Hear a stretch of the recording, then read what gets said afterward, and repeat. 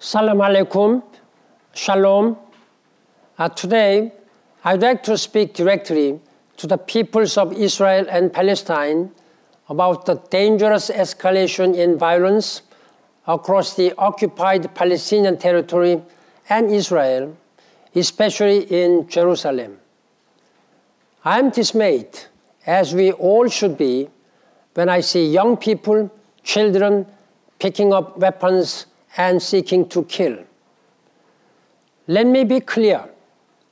Violence will only undermine the legitimate Palestinian aspirations for statehood and the longing of Israelis for security.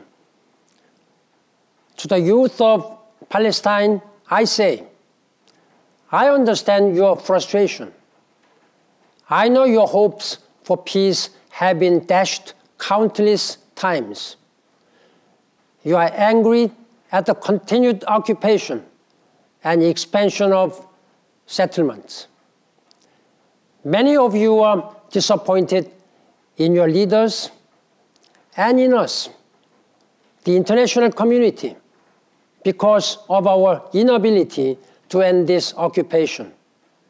And to the leaders of Palestine, I say, harness the energy of your people in a peaceful way to make their dreams and aspirations a reality.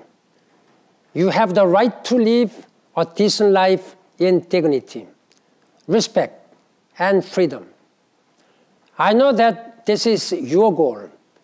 It is also our goal, but it can only be reached by establishing a Palestinian state living side by side in peace with Israel, not through the violent acts we have been witnessing.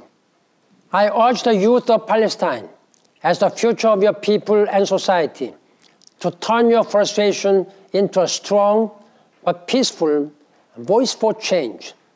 Demand that your leaders act responsibly to protect your future.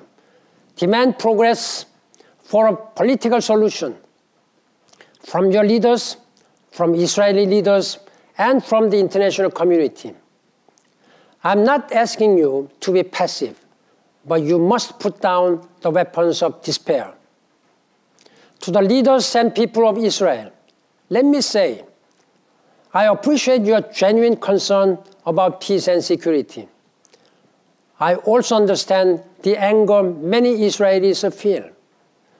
When children are afraid to go to school, when anyone on the street is a potential victim, security is rightly your immediate priority.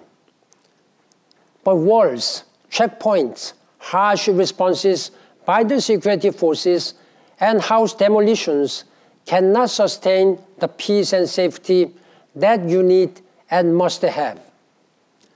There is no so-called security solution. You, the people of Israel, as much as the Palestinian people, need to see a political horizon to break this cycle of violence and fear. The United Nations stands by you. We will continue to support all efforts to create the conditions for a return to meaningful negotiations. In this, we have never wavered.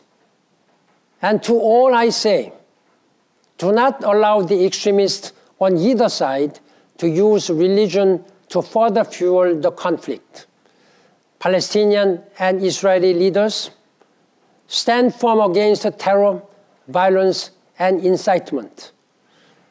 Demonstrate in both words and deeds that the historic status quo of holy sites in Jerusalem will be preserved. Reaffirm your commitment to end the occupation and pursue a two-state solution by making changes on the ground. Non-violence requires more courage and strength than violence. At this difficult time, let us say, enough is enough.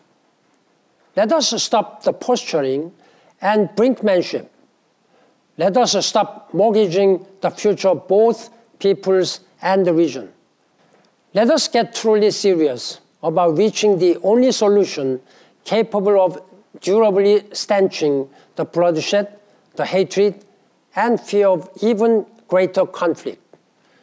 That is the courage and leadership the peoples of this holy land demand and deserve.